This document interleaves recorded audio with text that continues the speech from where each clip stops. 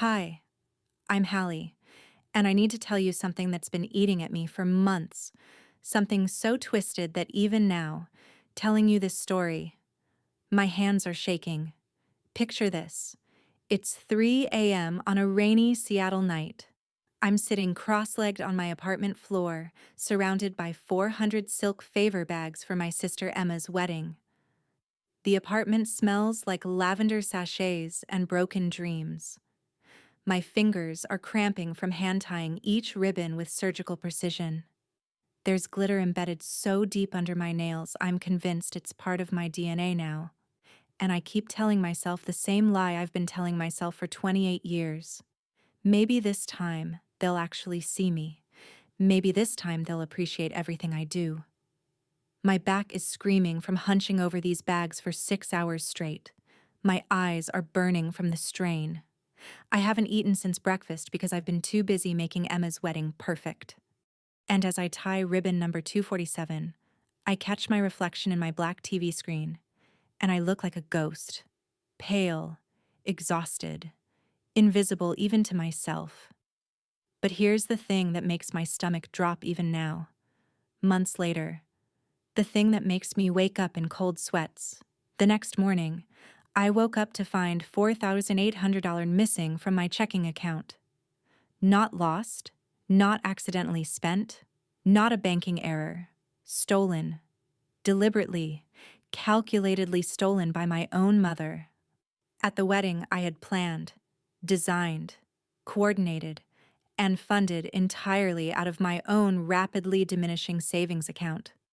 And when I confronted her about it, when I finally found the courage to look my mother in the eye and ask her why she'd financially destroyed me on what was supposed to be a day of family celebration, she just looked at me with this cold, practiced smile. The same smile she'd been giving me my entire life when I dared to speak up, and said, "What are you going to do about it, sweetheart? Ruin Emma's special day? You want to know what real betrayal feels like. It's not the dramatic movie scene with screaming and broken dishes. It's not the soap opera moment with villainous music and gasps from the audience. Real betrayal is quiet, methodical, wearing the face of someone who's supposed to love you unconditionally. It's your mother casually draining your bank account while you're busy making her other daughter's dreams come true, then having the audacity to act like you're the selfish one for being upset about it.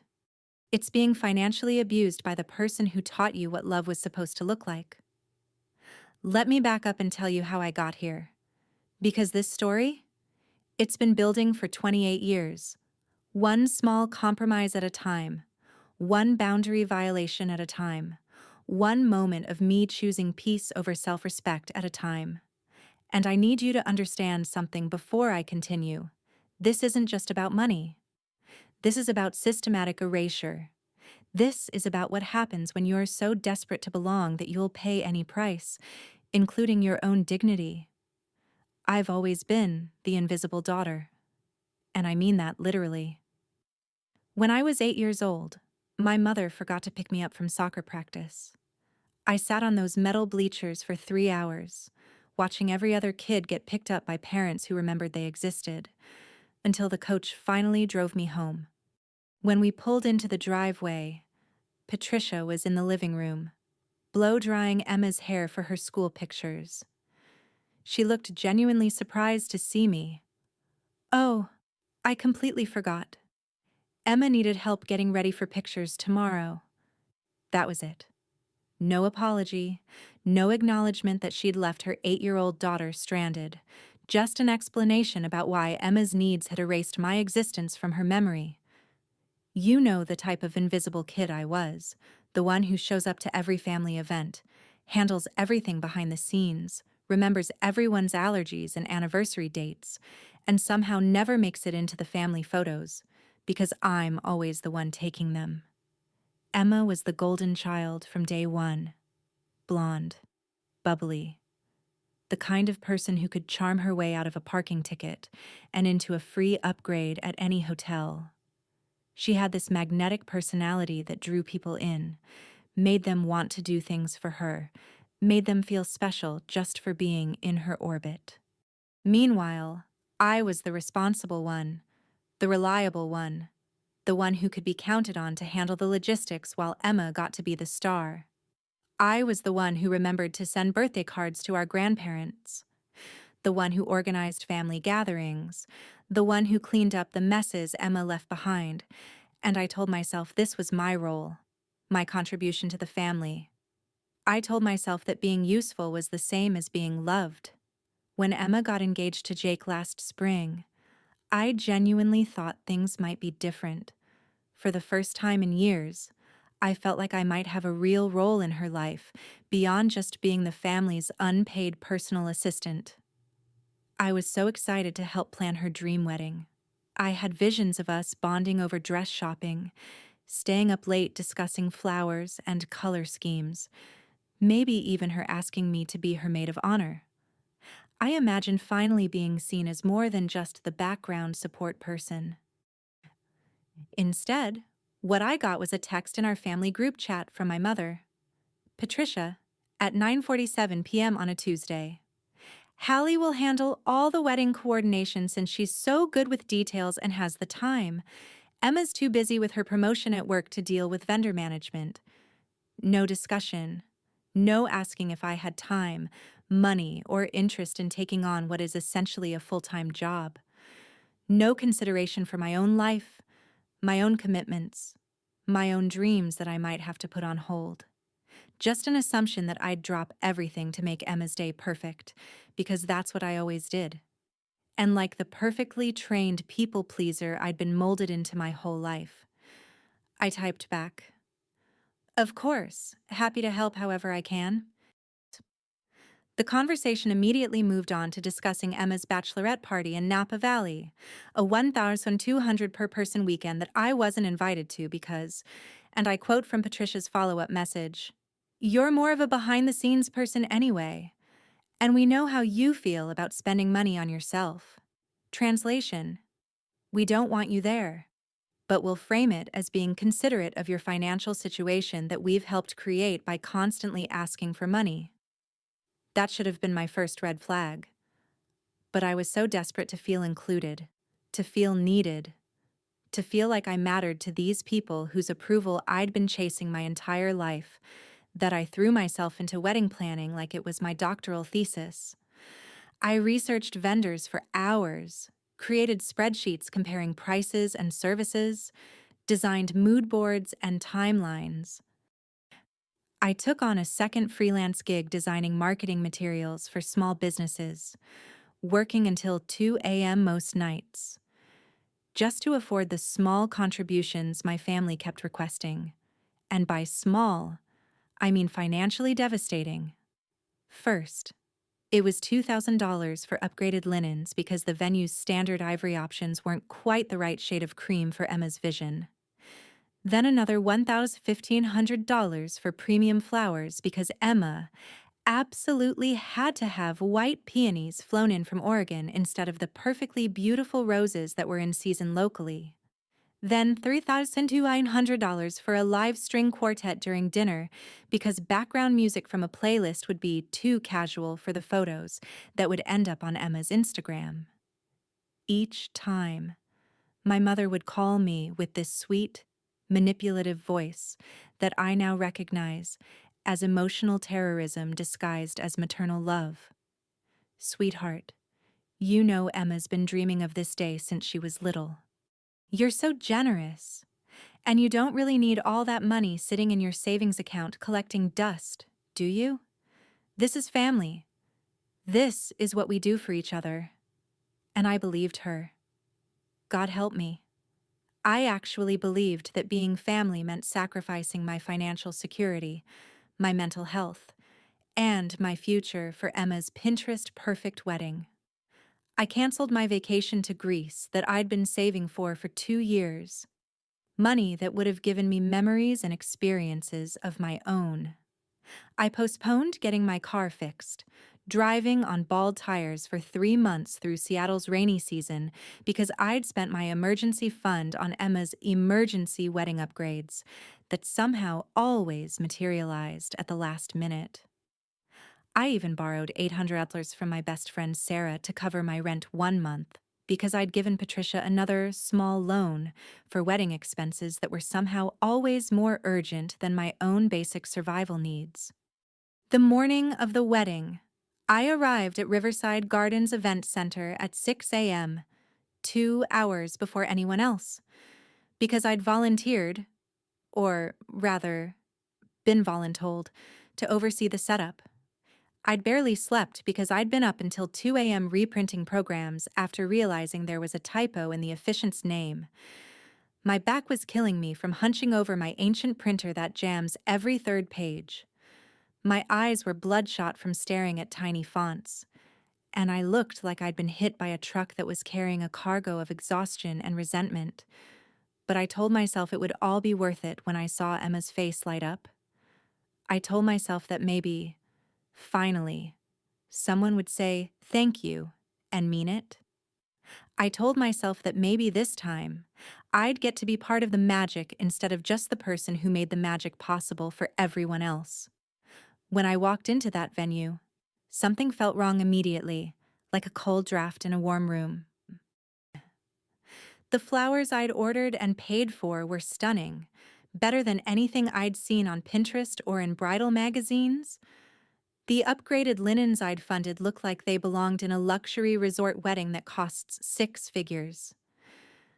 The string quartet I'd hired was already practicing, filling the space with beautiful classical music that made the whole place feel like a fairy tale. It should have been perfect.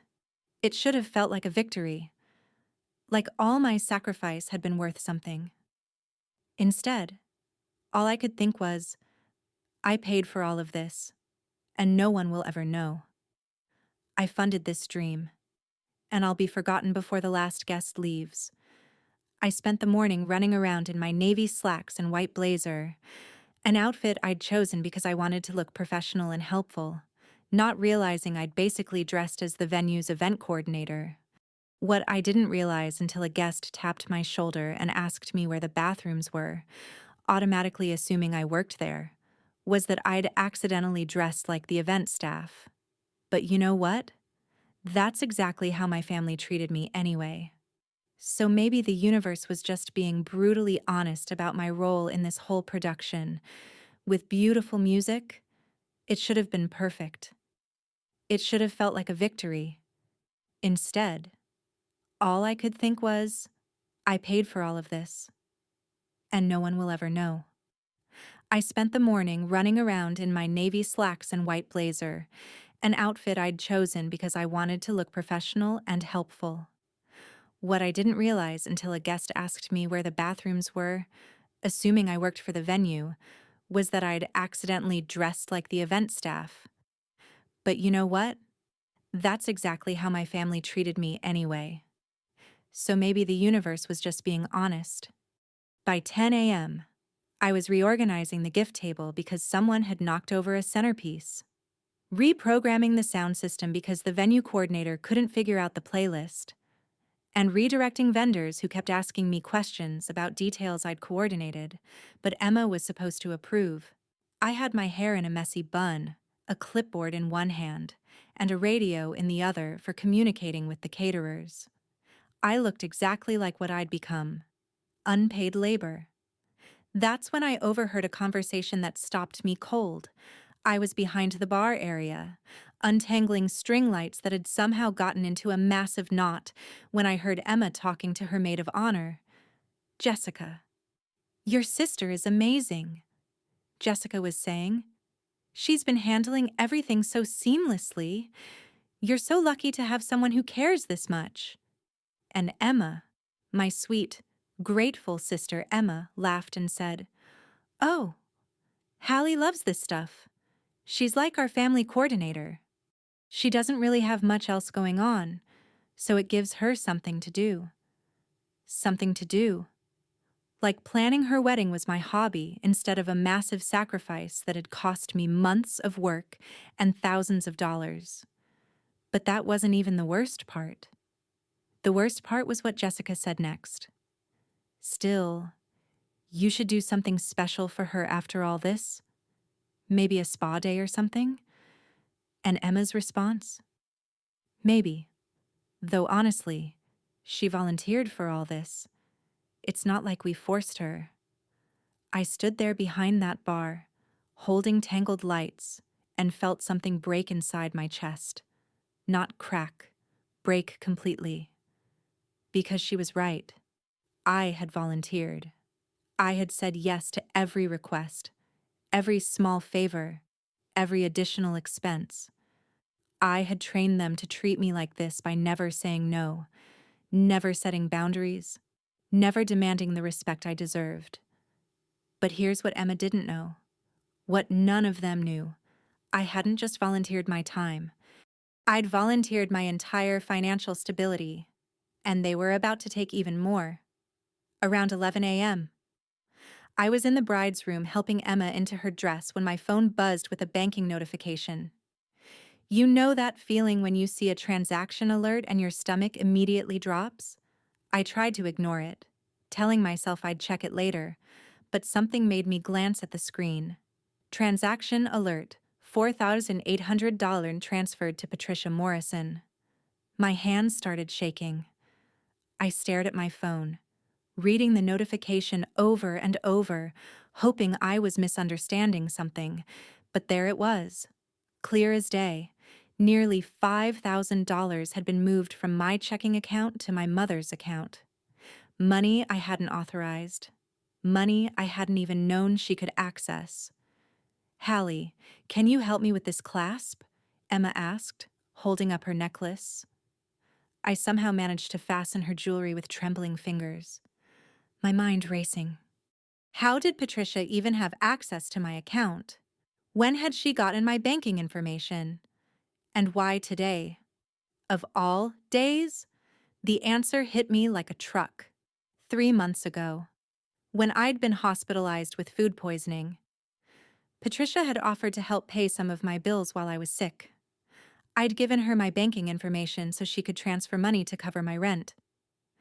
I'd trusted her completely, never imagining she'd save that information for later use. You look pale, Emma said, studying my reflection in the mirror. Are you feeling okay? Just tired, I managed to say. Big day. But inside, I was screaming. I was watching my sister glow in her perfect dress, in the perfect room, for the perfect wedding that I'd paid for with money I didn't even have anymore, and she had no idea that her special day was literally bankrupting me. I excused myself and went to the bathroom to call Patricia. My hands were shaking so badly I could barely dial her number. Hi, honey, she answered, her voice bright and cheerful. How's everything going? Is Emma ready? Mom, I said, trying to keep my voice steady. I just got a notification that you transferred money from my account. What's going on? There was a pause, a long pause. Then, oh, that, well, we had some last-minute expenses come up for the wedding. The caterer needed an additional deposit for the champagne upgrade, and the photographer wanted payment for the extra hour we added. I knew you'd want Emma's day to be perfect. But you didn't ask me? I said. You just took it. Hallie, don't be dramatic. It's family money going to family expenses. You'll get it back once everything settles down. Mom, that was my rent money, and my car payment, and my groceries for the month. Another pause. Well, you can figure something out. You always do. Besides, this is Emma's wedding day. Let's not ruin it with money talk. And then she hung up. She actually hung up on me. I stood in that bathroom, staring at my phone, feeling like I was drowning. $4,800 might not sound like a fortune to some people, but for me, living paycheck to paycheck as a freelance graphic designer, it was everything. It was my security, my independence, my ability to take care of myself, and Patricia had just casually stolen it like it was pocket change. But here's the thing that really gets me. She was right about one thing. It was Emma's wedding day. And despite everything, despite being robbed by my own mother just hours before the ceremony, I couldn't bring myself to ruin it, because that's who I'd been trained to be. The person who swallows her pain to keep everyone else happy. So I went back to that bride's room, and I smiled. And I told Emma she looked beautiful, and I helped her with her veil, and I took pictures of her getting ready, and I acted like my entire world hadn't just been turned upside down. The ceremony was at 2 p.m. I found my seat in the third row, right behind Patricia and my stepfather Richard. They looked so proud, so happy. Patricia in her designer mother of the bride dress that probably cost more than I made in a month. She kept dabbing her eyes with a tissue, playing the role of the emotional mother perfectly. I watched my sister walk down the aisle in the dress I'd helped her choose, carrying flowers I'd selected and paid for, in a venue I'd booked and coordinated, surrounded by decorations I'd designed and arranged. She looked absolutely radiant, and I felt empty, completely empty. During the ceremony, all I could think about was my bank balance. How was I going to pay rent in 2 weeks? How was I going to buy groceries? How was I going to put gas in my car to get to my freelance jobs? I'd already maxed out my credit card on wedding expenses that I'd stupidly thought would be reimbursed. But you know what the real kicker was? During the reception, when it came time for speeches, Patricia stood up with her champagne glass and gave this beautiful, tearful toast about how blessed their family was, how grateful she was for everyone who'd helped make Emma's day so special. She thanked the vendors. She thanked the venue staff. She thanked Emma's friends for being such wonderful bridesmaids. She never mentioned me, not once. I sat there, clapping politely while my mother took credit for a wedding that had cost me my financial stability. And I realized something that changed everything. I was done. I was done being invisible. I was done being taken for granted. I was done sacrificing myself for people who wouldn't even acknowledge my existence. The reception was beautiful, of course. The string quartet played perfectly. The upgraded flowers looked stunning in the golden hour light. And Emma danced with Jake to a song that made everyone cry happy tears. It was everything she'd dreamed of and more. And I paid for every single moment of it. But as I watched my family celebrate, as I saw Patricia basking in compliments about what a wonderful job she'd done organizing everything, as I listened to Emma's friends praise her for having such amazing taste in vendors and decorations, I started planning. Not revenge, I'm not that person, but justice, recovery, the reclaiming of my story. Because here's what I learned that day. Sometimes the people who are supposed to protect you are the ones who hurt you the most. Sometimes family isn't about blood. It's about respect. And sometimes the bravest thing you can do is stop being the person who makes everyone else's life easier at the expense of your own. The party went until midnight, but I left early. I went home to my empty apartment, sat on my couch with a glass of wine I couldn't afford, and started making a list. A list of every expense, every transaction, every receipt I'd saved from Emma's wedding. A list of every boundary I'd let them cross. Every time I'd said yes when I should have said no. And at the top of that list, I wrote, "This ends now." Because my story wasn't over. It was just beginning. The week after Emma's wedding was the longest week of my life. I woke up every morning at 4 a.m. in a cold sweat, my heart racing as reality crashed over me like a tsunami. I was broke, completely, utterly broke. My rent was due in 10 days, and I had exactly $347 in my checking account. My credit cards were maxed out from wedding expenses I'd stupidly thought would be reimbursed. My car was making a grinding noise that I couldn't afford to fix, and I was down to eating ramen noodles and whatever free samples I could find at the grocery store. But you know what hurt more than the financial devastation? The silence. The deafening, crushing silence that felt like being buried alive in my own family's indifference. Not one person from my family called to check on me.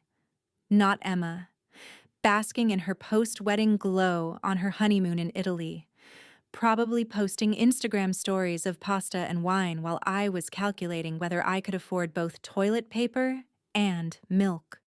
Not Patricia, who was probably already planning how to spend the money she'd stolen from me. Maybe treating herself to a nice dinner to celebrate her successful theft. Not even my stepfather Richard, who I'd always thought was somewhat decent, who'd walked me down the aisle at my high school graduation when my father couldn't be there. The family group chat that had been buzzing nonstop for months about wedding details was now completely dead, as if I'd never existed at all. 3 months of constant notifications about flower arrangements and seating charts and vendor payments. And now, nothing. Radio silence. It was like watching your own funeral from the grave. You can see everyone moving on with their lives, but you're powerless to remind them you're still here, still struggling, still human. I spent those first few days in a fog of disbelief and rage, cycling between wanting to scream and wanting to disappear completely. I'd catch myself staring at my phone, waiting for Patricia to text me an explanation, an apology, something that would make sense of what she'd done. But deep down, I knew the truth. She wasn't sorry. She probably didn't even think she'd done anything wrong. In her mind, I was probably just being dramatic about family money that she had every right to redistribute as she saw fit. I found myself Googling things like, is it normal for family to steal money? And what to do when your mother robs you at 3 a.m., feeling like I was losing my mind? The search results were both validating and heartbreaking, story after story of people whose families had financially abused them, then made them feel crazy for being upset about it. I wasn't alone in this nightmare, but somehow that made it worse, knowing that so many people were out there suffering the same betrayal I was experiencing. On Thursday, exactly 5 days after the wedding, I was sitting in my apartment trying to figure out how to explain to my landlord that I couldn't pay rent when my phone rang. For a split second, my heart leaped. Maybe it was Patricia calling to apologize, to transfer the money back, to acknowledge the damage she'd caused. It wasn't Patricia. It was Emma. "Hallie," she said, her voice bright and bubbly with that post-honeymoon glow. "I'm back. Jake and I had the most amazing time in Tuscany. The food, the wine, the views, it was absolutely magical. I have to show you all the photos." I sat there in stunned silence, holding the phone away from my ear like it might bite me. She was calling to gush about her honeymoon while I was literally counting quarters to see if I could afford a loaf of bread. The contrast was so stark it felt surreal. She was living in a world of luxury hotels and wine tastings while I was calculating whether I could survive on instant noodles for another week. It was like we existed in completely different universes, and the bridge between them had been burned with my stolen money.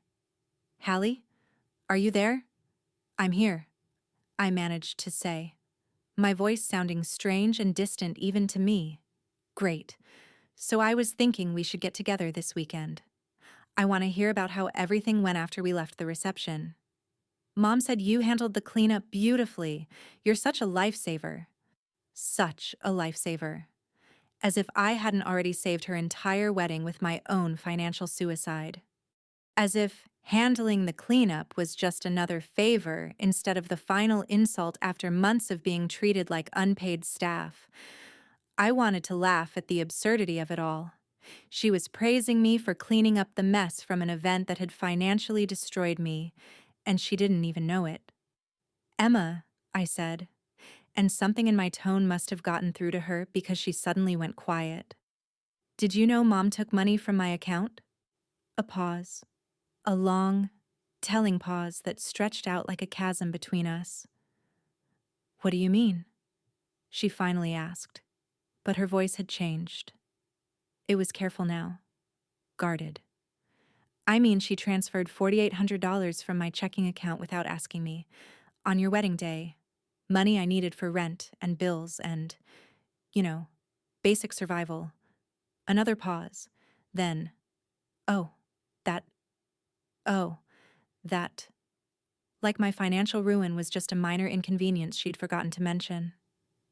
You knew? I asked, my voice barely above a whisper. Well, not exactly.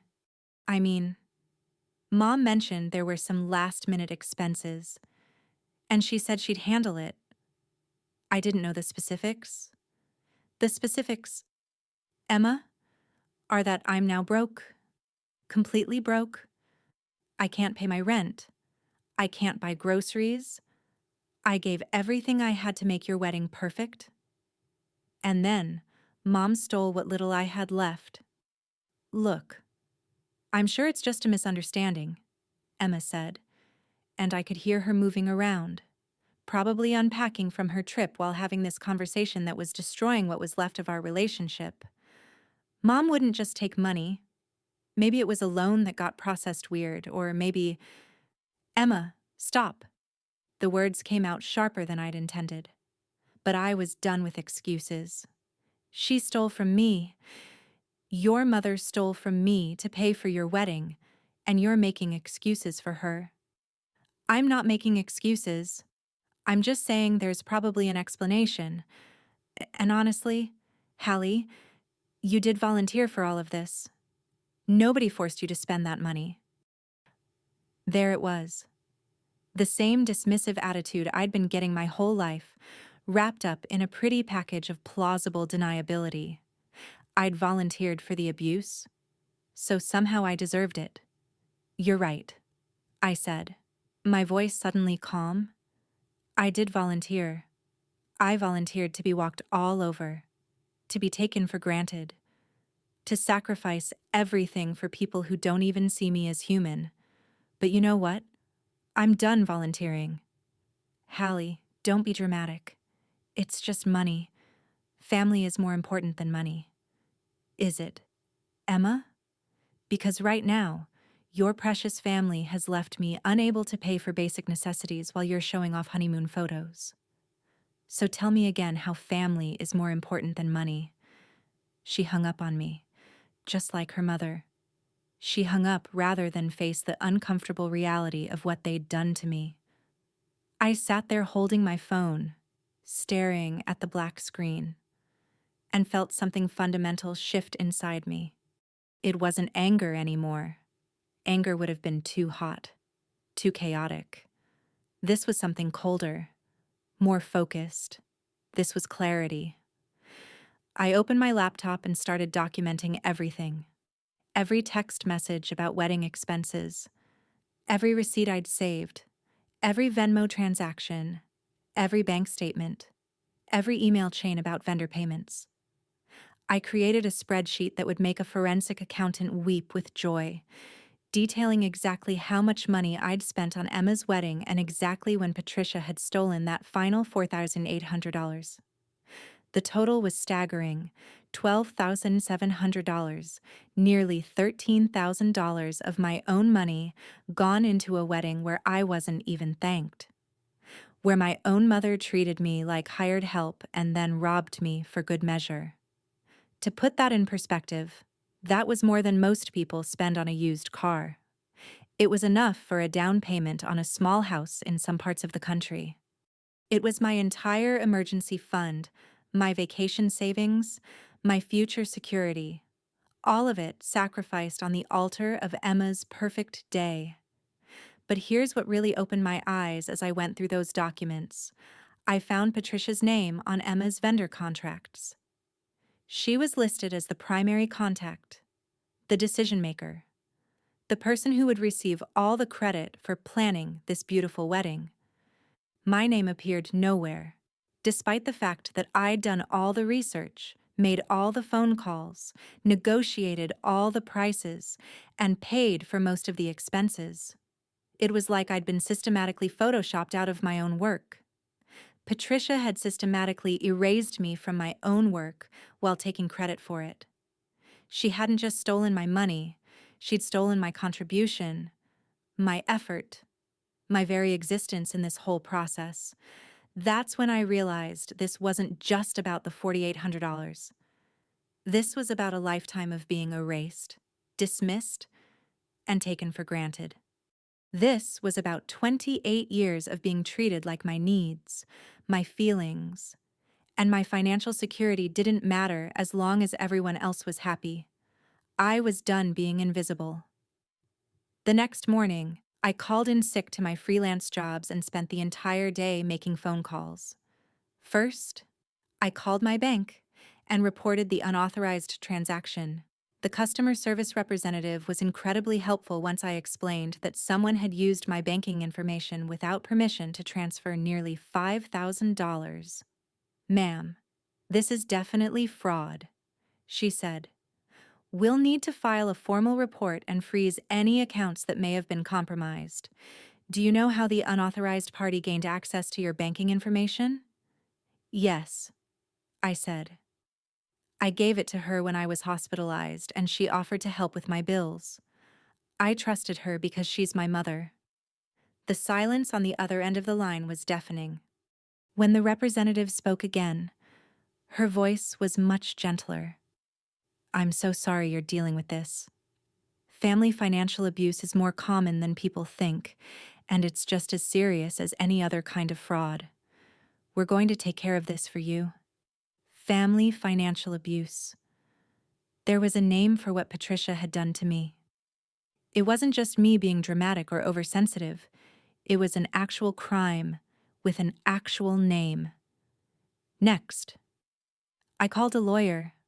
I'd found her through an online search for attorneys who specialized in family financial abuse cases. Her name was Linda Chen, and her website was full of stories that sounded eerily similar to mine. Family members who stole money, then gaslit their victims into believing they were being unreasonable for wanting it back. The good news, Linda told me during our consultation, is that you have excellent documentation. Most of my clients come to me with stories and hurt feelings, but no proof. You have bank records, text messages, receipts. This is a prosecutor's dream. What are my options? I asked. You can file criminal charges for theft, you can pursue civil litigation to recover the money, or you can do both. Given the amount involved and the fact that this was clearly premeditated, she saved your banking information for months before using it. I'd recommend going criminal.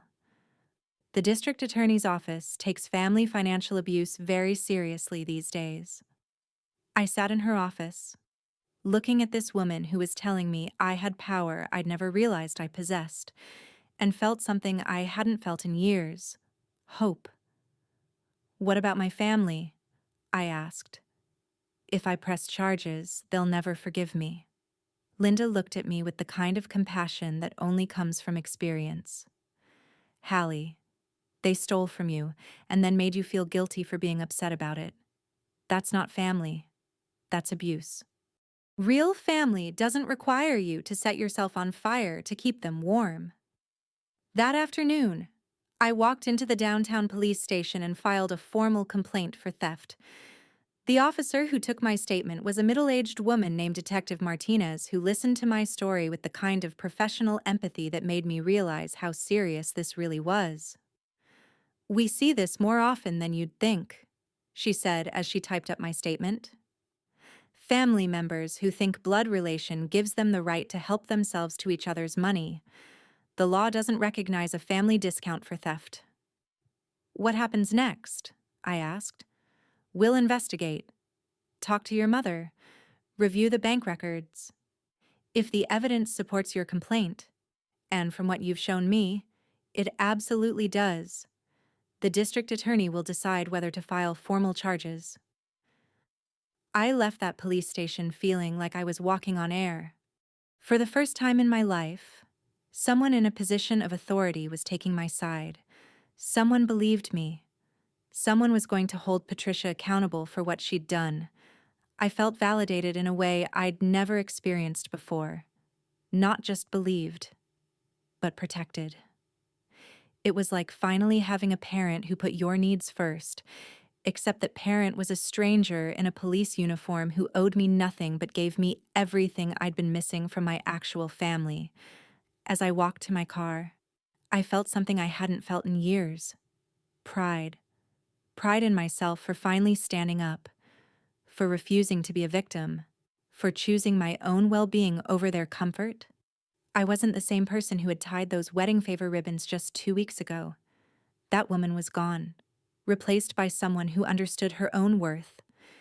But the real test came that evening when my phone started ringing.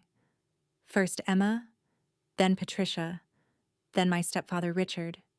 I let them all go to voicemail, but the messages they left told me everything I needed to know about how they really saw me. Emma's message: Hallie, I can't believe you went to the police.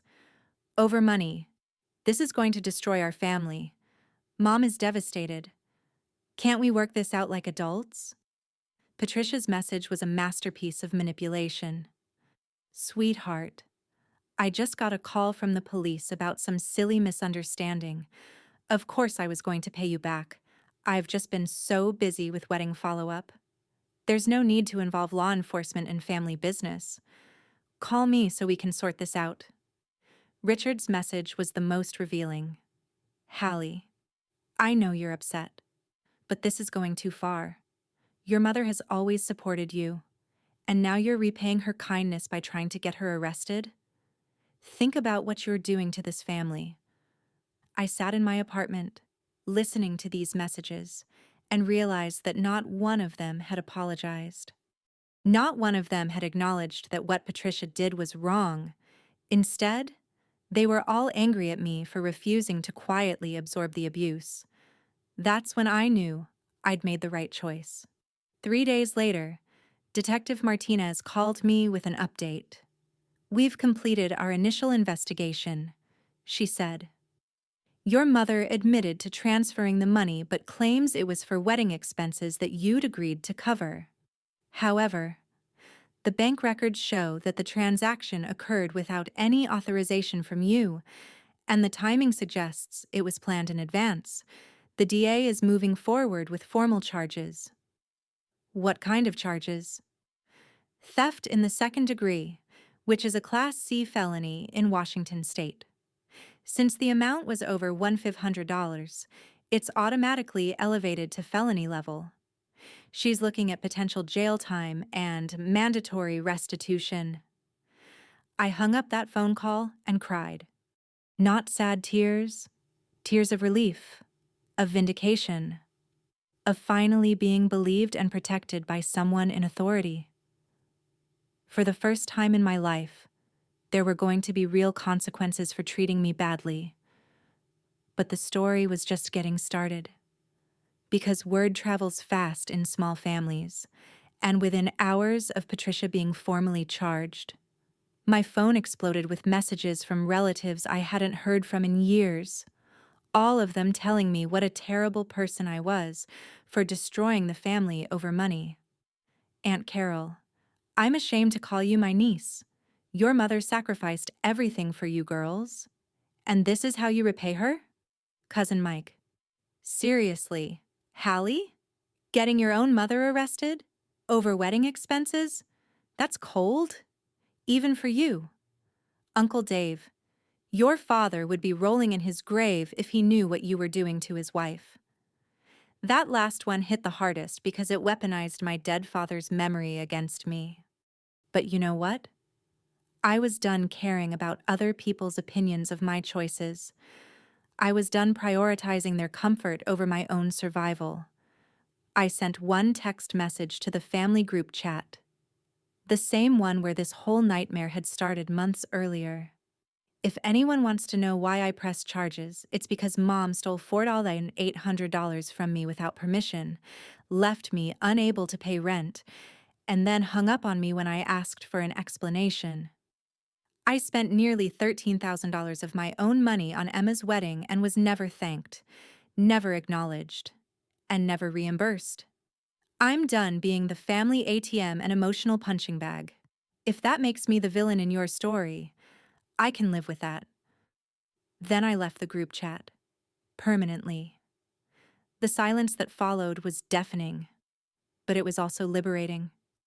For the first time in my adult life, I wasn't waiting for their approval, their acknowledgement, or their love. I was finally putting myself first. 2 weeks later, I got a call from Linda Chen with news that would change everything. Hallie, I just heard from the prosecutor's office. Your mother wants to take a plea deal. Your mother wants to take a plea deal. Those words hit me like a physical blow. I sat down hard on my couch, the phone pressed against my ear, trying to process what Linda had just told me. A plea deal meant Patricia was admitting guilt. It meant she knew she'd committed a crime. It meant that after weeks of her family claiming I was being dramatic, vindictive, and cruel, the legal system had proven I was right. What kind of plea deal? I asked, my voice barely steady. Full restitution of the $4,800 plus your legal fees, plus a suspended sentence with 2 years of probation. She'd also have to complete financial responsibility counseling and have no contact with you unless you initiate it. It's actually a very good deal for you, Hallie. You'd get your money back without having to go through the stress of a trial. I should have felt victorious. I should have felt validated. Instead, I felt empty, hollow, like I'd won a game I never wanted to play in the first place. Can I think about it? I asked. Of course. Take your time. But Hallie, this is essentially a full admission of guilt. Your mother knows she's going to lose if this goes to trial, which is why she's offering to settle. You've already won. After I hung up, I sat in my apartment staring at the wall, trying to figure out why I didn't feel like I'd won anything. Maybe because getting justice for one theft couldn't undo 28 years of being treated as less than human by the people who were supposed to love me most. Maybe because no amount of money could repair the fundamental damage to my sense of self-worth that had been inflicted over decades of systematic dismissal. Or maybe because I was about to find out that the story was far from over. 2 days later, my phone rang at 11 p.m. It was Sarah, my best friend. The one who'd lent me money when I couldn't make rent because I'd given everything to Emma's wedding. Hallie, you need to see Emma's Instagram stories, she said without preamble. Like, right now. I'm screenshotting them in case she deletes them. What are you talking about? Just look. I'll wait. I opened Instagram with a sense of dread that turned out to be completely justified. Emma had posted a series of stories with a black background and white text, the kind people use for serious announcements. The first one made my blood run cold. I never wanted to make this public, but I feel like I have to defend my family. Some of you have been asking why Hallie wasn't in many of our wedding photos and why she seemed distant during the reception. The truth is, she's been struggling with some personal issues that have affected her judgment lately. My hand started shaking as I read the next slide. My mom tried to help Hallie with some financial difficulties by covering some wedding expenses that Hallie had volunteered to handle but couldn't afford. Instead of being grateful, Hallie has decided to pursue legal action against our mother over what amounts to a family misunderstanding about money. The third slide was the one that made me see red. I'm heartbroken that my sister has chosen to prioritize money over family relationships. We've tried to work this out privately, but she's been unreasonable and vindictive. I hope someday she gets the help she needs to heal from whatever is causing her to act this way. I stared at my phone, reading those words over and over, feeling like I was drowning. She had weaponized social media to paint me as mentally unstable, financially irresponsible, and vindictive. She had told hundreds of people, friends, family, acquaintances, professional contacts, that I was pursuing frivolous legal action against my own mother. But the worst part was the final slide. Please respect our family's privacy during this difficult time. We love Hallie and hope she finds peace. That "we love Hallie" was the most manipulative part of all. It made her sound magnanimous and caring, while simultaneously painting me as the unstable aggressor who was tearing the family apart. "Hallie, are you still there?" Sarah's voice brought me back to reality. "I'm here," I managed to say. "This is defamation, isn't it? Can't you sue her for this?" I almost laughed. Sue my sister for defaming me while I was already prosecuting my mother for stealing from me? The optics would be terrible. I'd look like someone who was systematically attacking her own family for money, exactly like Emma was painting me. "I don't know," I said. "I need to call Linda." But before I could call my lawyer, my phone started buzzing with notifications, comments on my old Instagram posts, friend requests from strangers, and worst of all, messages from people I knew. A former coworker. "Hey, just saw Emma's stories. Are you okay? This sounds really serious." A college friend. "Hallie, I don't know what's going on with your family, but I hope you're getting the support you need." My landlord. "Ms.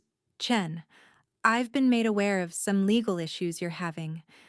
We should discuss how this might affect your lease." That last one was the kicker. Emma's social media campaign wasn't just embarrassing me, it was threatening my housing, my reputation, my livelihood.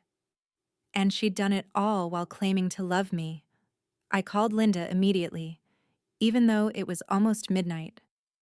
"I was wondering when you'd call," she said as soon as she picked up. "I saw the Instagram stories. Screenshots have already been sent to me by 3 different people." "Can she do this? Is this legal?" Unfortunately, it's not technically illegal, but it's definitely problematic. She's making statements about an ongoing legal case, which could be seen as attempting to interfere with the judicial process. More importantly for you, this could constitute defamation if we can prove her statements are false and damaging to your reputation. They are false, and they're definitely damaging. Here's what we're going to do. I'm going to contact Emma's lawyer, and she definitely has one now, given how carefully those statements were worded, and inform them that her social media statements constitute witness intimidation and defamation. We're going to demand she take them down immediately and post a retraction. And if she doesn't, then we add defamation to our lawsuit and make this a much bigger, more expensive problem for your family than they bargained for. I hung up feeling like I was caught in a nightmare that kept getting worse. I'd wanted justice for the theft, but I'd never imagined it would escalate into a full-scale family war where my reputation and livelihood were under attack. But the next morning brought a development that changed everything. At 8 a.m., my phone rang. It was Detective Martinez. "Hallie, we need to talk. Can you come down to the station this morning? Is something wrong? Did something happen with the case?" "Not wrong, exactly. But we've discovered some additional information that you need to know about." 2 hours later, I was sitting in Detective Martinez's office, staring at a folder full of documents that made my stomach turn. "When we executed the search warrant for your mother's financial records as part of the investigation," she said, "we found some irregularities that went beyond just the theft from your account." She opened the folder and spread out bank statements, canceled checks, and credit card records. "It appears your mother has been systematically siphoning money from various family members for years. We found unauthorized transactions from your stepfather's account, from Emma's account, even from your late father's estate account that she was supposed to be managing for your inheritance." I stared at the documents, seeing my father's name on bank statements, seeing transfers that made no sense. My inheritance? According to these records, your father left a trust fund that was supposed to be split between you and Emma when you both turned 30. The account had $47,000 in it when your father died. It now has $1,200. The room started spinning. My father had left money for Emma and me, and Patricia had stolen it. All of it. For years, she'd been stealing from a trust fund that was meant to secure our futures. There's more, Detective Martinez continued. We found evidence that she's been using multiple family members' identities to open credit cards and take out loans. Your stepfather filed his own complaint yesterday when we showed him the evidence. Emma filed one this morning after we informed her about the unauthorized access to her accounts. I sat there in stunned silence, trying to process what she was telling me. Patricia wasn't just a mother who'd made a bad decision about wedding expenses. She was a serial financial abuser who had been systematically stealing from her own family for years. How much? I asked. In total, how much did she steal?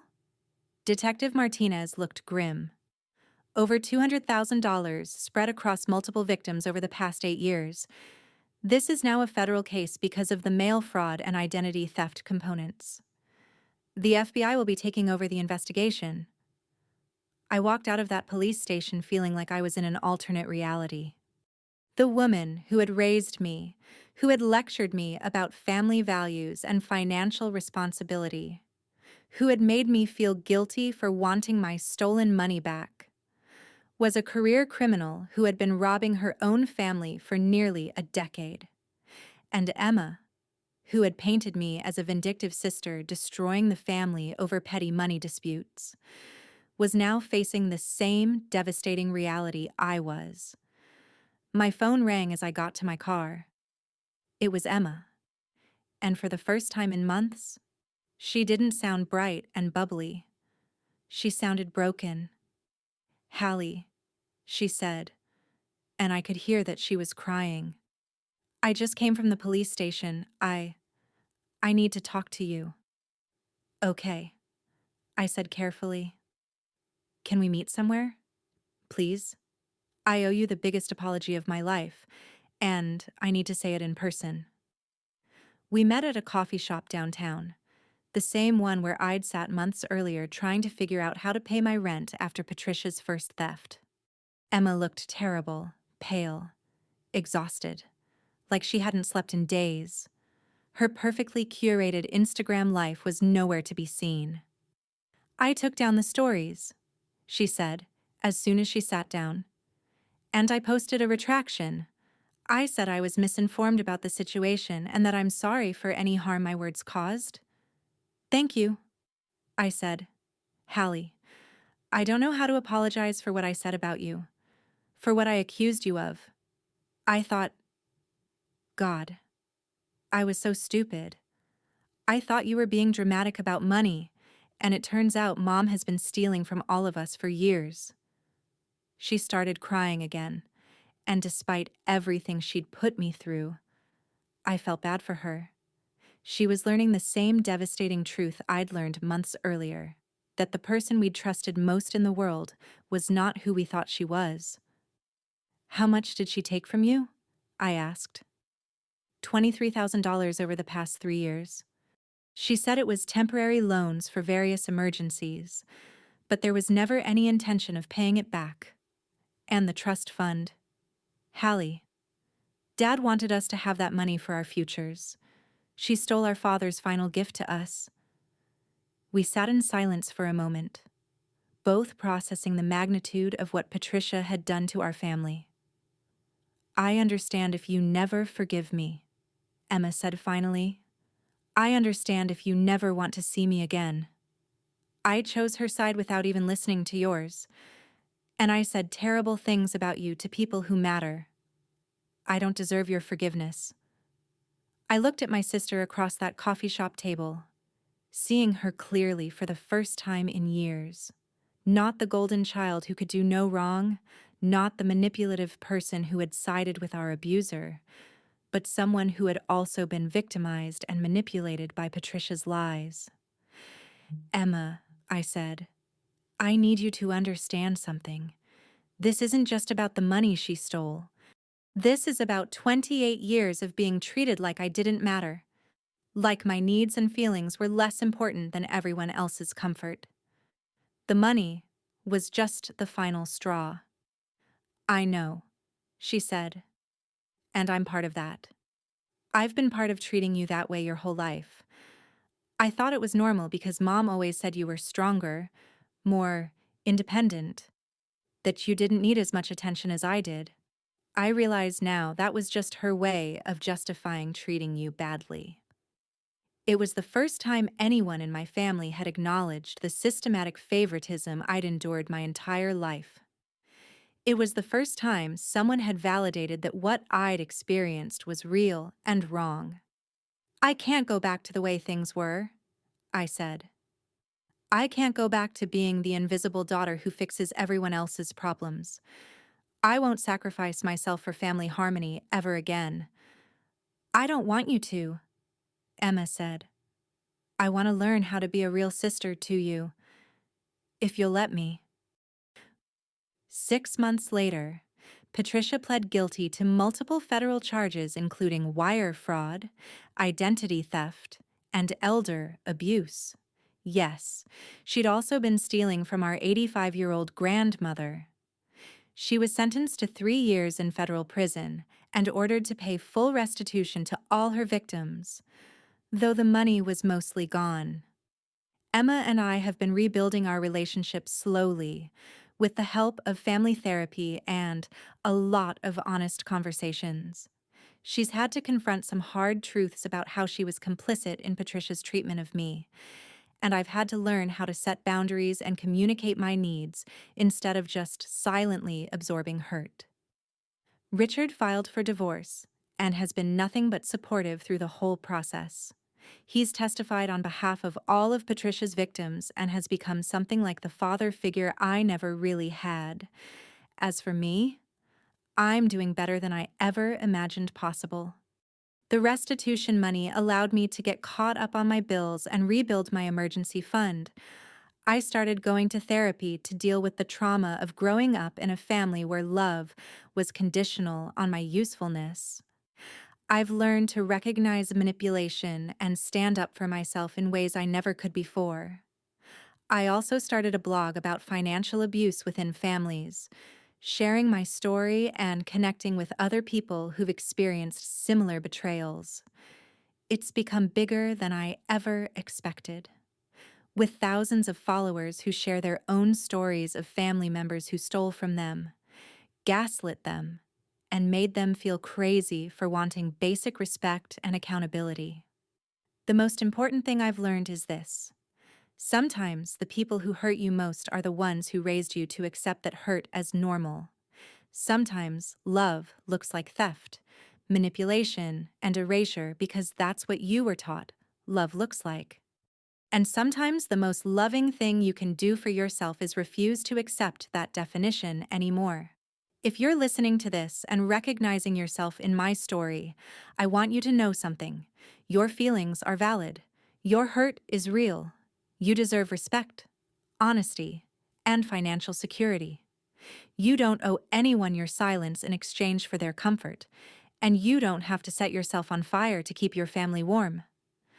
Most importantly, you're not alone. There are more of us than you might think. People who've had to choose between family loyalty and self-respect. People who've been made to feel guilty for wanting basic human decency from the people who claim to love them most. My family looks different now. It's smaller, but it's honest. It's built on mutual respect instead of conditional approval.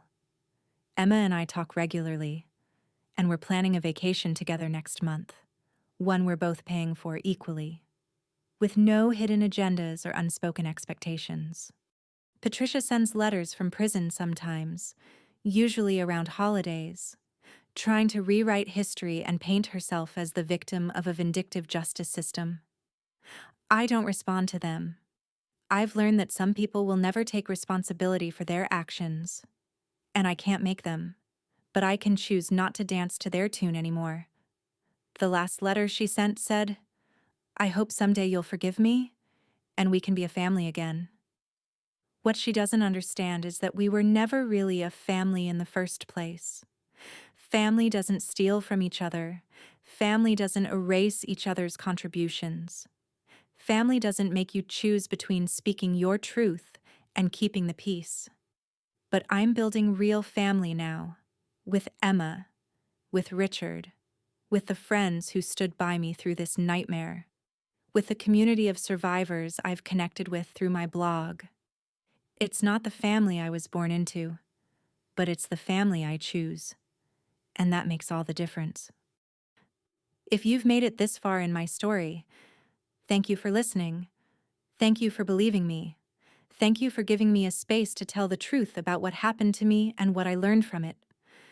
And if any part of this resonated with you, if you recognized yourself or your situation in what I've shared, please know that you have options. You have power. You have worth that exists independently of what anyone else thinks about you. Your story matters. Your voice matters. And you deserve so much better than what you've been accepting as normal. Don't let anyone convince you that love requires you to be silent about abuse.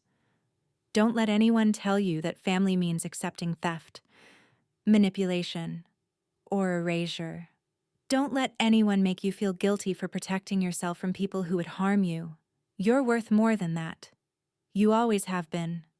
And sometimes, the best thing you can do for yourself is stop asking for permission to be treated with basic human dignity and start demanding it instead. That's my story. That's what I learned. And that's why I'll never tie another wedding favor ribbon at 3 a.m. while questioning my worth again. Because I know my worth now. And it's not negotiable.